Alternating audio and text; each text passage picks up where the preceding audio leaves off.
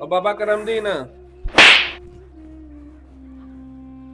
ਕੀ ਗੱਲ ਬਾਊ ਜੀ ਖੈਰ ਹੈ ਨਾ? ਥੱਪੜ ਕਾਹਤੋਂ ਮਾਰਿਆ ਜੇ?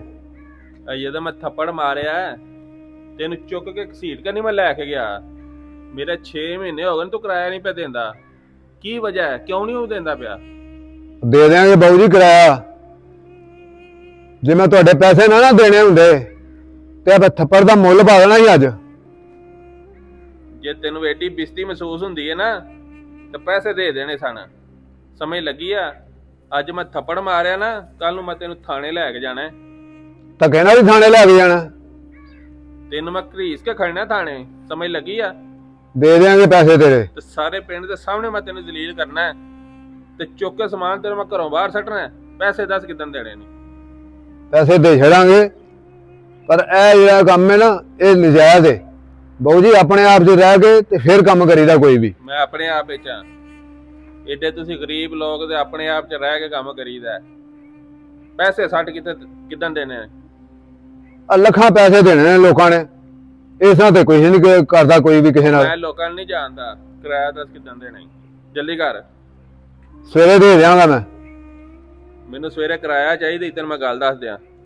ਪੈਸੇ ਮੈਂ ਦੇ ਦਿਆਂਗਾ। ਇਹ ਥਾਣਿਆਂ ਦੀ ਤੇ ਚੌਂਕੀਆਂ ਦੀ ਮੈਨੂੰ ਧਮਕੀਆਂ ਨਾ ਲਾ। ਹਾਂਜੀ ਦੱਸਾਂਗਾ ਤੈਨੂੰ ਮੈਂ। ਜੇ ਸਵੇਰੇ ਤੋਂ ਮੈਨੂੰ ਕਿਰਾਇਆ ਨਾ ਦਿੱਤਾ ਤੇ ਤੇਰਾ ਮੈਂ ਸਮਾਨ ਚੁੱਕ ਕੇ ਬਾਹਰ ਸੱਟਿਆ ਨਾ, ਤੈਨੂੰ ਸਮਝ ਲੱਗ ਜਾਏਗੀ। ਚਲੋ ਠੀਕ ਹੈ, ਵੇਖੀ ਜਾਏਗੀ ਫਿਰ। ਵੇਖੀ ਜਾਏਗੀ। ਹਾਂ, ਐਡੀ ਬਦਮਾਸ਼ੀ ਕਰਨ ਦੀ ਲੋੜ ਨਹੀਂ।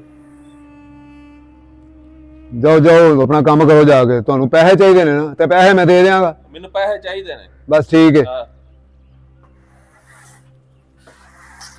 ਪੁੱਤਰ ਮੈਂ ਕਿੱਥੋਂ ਖਾਵਾਂ ਜਾ ਕੇ? ਇਹ ਵੀ ਤੇ ਦੱਸ ਨਾ।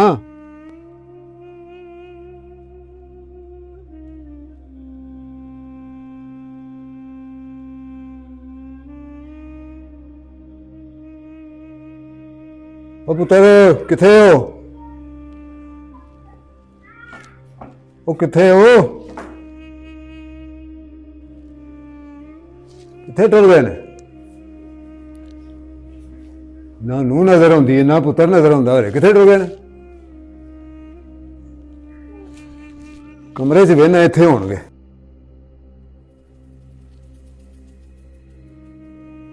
ਇੱਥੇ ਨੇ। ਮੈਂ ਬਾਹਰ ਬਾਜਾ ਮਾਰਨੇ ਆ, ਇੱਥੇ ਬੈਠੇ।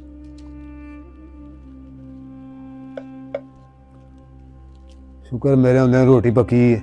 ਆ ਪੁੱਤਰ ਜਲਦੀ ਪਾ ਕੇ ਦੇਈਂ ਮੈਨੂੰ, ਪਹਿਲਾਂ ਭੁੱਖ ਬੜੀ ਲੱਗੀ ਹੈ। ਤੇ ਖਾ ਕੇ ਨਹੀਂ ਆਇਆ ਬਾਹਰੋਂ? ਖਾ ਕੇ ਮੈਂ ਕਿੱਥੋਂ ਆਉਣੀ? ਜਿਹੜੇ ਦਿਹਾੜੀ ਦਿੰਦੇ ਨੇ ਰੋਟੀ ਤੇ ਨਹੀਂ ਨਾ ਦਿੰਦੇ, ਤੇ ਦਿਹਾੜੀ ਲਾ ਕੇ ਮੈਂ ਤੁਹਾਨੂੰ ਦਿੰਦਾ ਰੋਟੀ। ਤੇ ਮੈਂ ਘਰੋਂ ਹੀ ਖਾਣੀ ਆ ਕੇ। ਇਹ ਤੇਰੇ ਹੱਥ ਨਹੀਂ ਪੱਕੀ। ਮੇਰੇ ਪ੍ਰਾਹੁਣੇ ਆਏ ਨੇ, ਸਹੁਰੇ ਮੇਰੇ ਆਏ ਨੇ।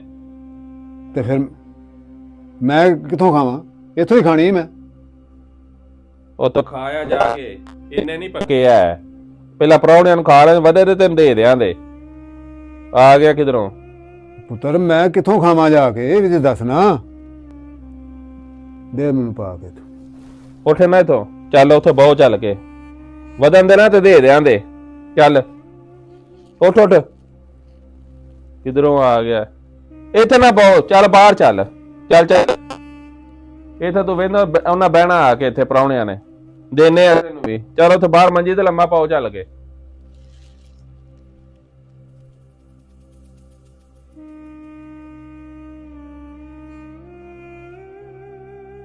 ਕਮਾਲ ਹੋ ਗਈ ਹੈ। ਜਿਹੜਾ ਸਾਰੀ ਦਿਹਾੜੀ ਖਪਦਾ ਰਿਹਾ ਦਿਹਾੜੀ ਲਾ ਕੇ, ਉਹਦੇ ਵਾਸਤੇ ਰੋਟੀ ਕੋਈ ਨਹੀਂ ਤੇ ਸਹੁਰਿਆਂ ਵਾਸਤੇ ਰੋਟੀ ਆ ਵੇ।